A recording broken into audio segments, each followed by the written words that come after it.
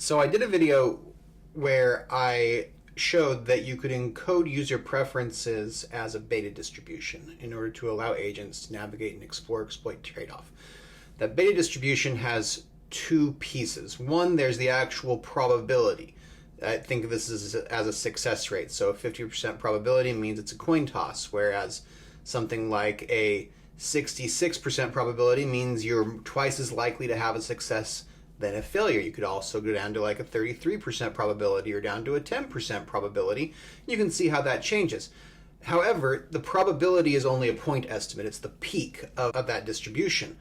The amount of signal, which you can think of as the amount of evidence backing your estimate, determines the spread of that distribution. So if you have just a little bit of evidence, you're going to have a very wide distribution, whereas the more evidence you gather, the narrower the distribution becomes. Those two things combined allow you to estimate not only the extent to which an agent is going to believe that an intervention will have a positive effect on users' behavior, but also estimates the confidence that agent can have. So the less confidence it has, the more it's going to explore other options.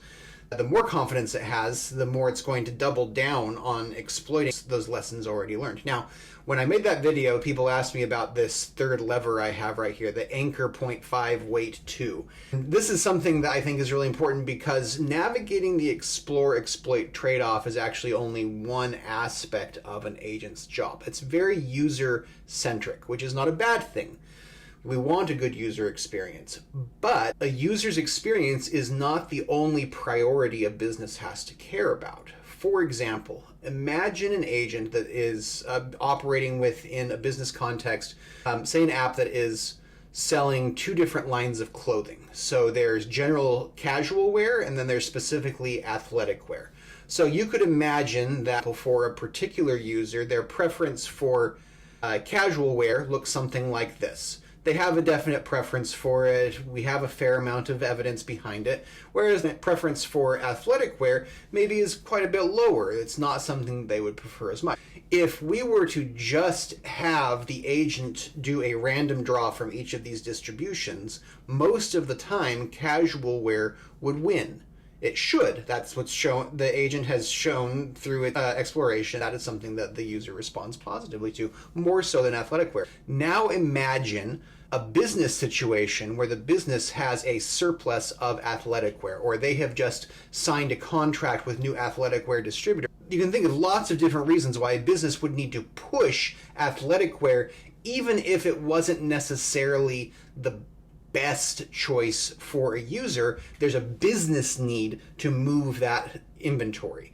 And so in that case, what you can do is actually transform a beta distribution through a log transformation. I'll put some notes about how to do that in the comments on this video, but what it essentially does is you pick an anchor point in the distribution, which I usually use 0.5 because it's a very intuitive anchor point. It's right there in the middle.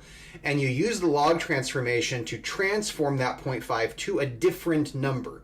By pulling that, it's like sticking a string on the tip of that distribution and pulling it, and it pulls the rest of the distribution accordingly. If you decided that you wanted to prioritize athletic wear, then for this user, you could transform the entire distribution up to moving it right into the middle. So even if a user doesn't have much of a absolute preference for one particular category, you can move that up and tell the agents, give it the benefit of the doubt. Now, if a user has an extremely low preference, even a strong adjustment is not necessarily going to cause that choice to be made for that user very often.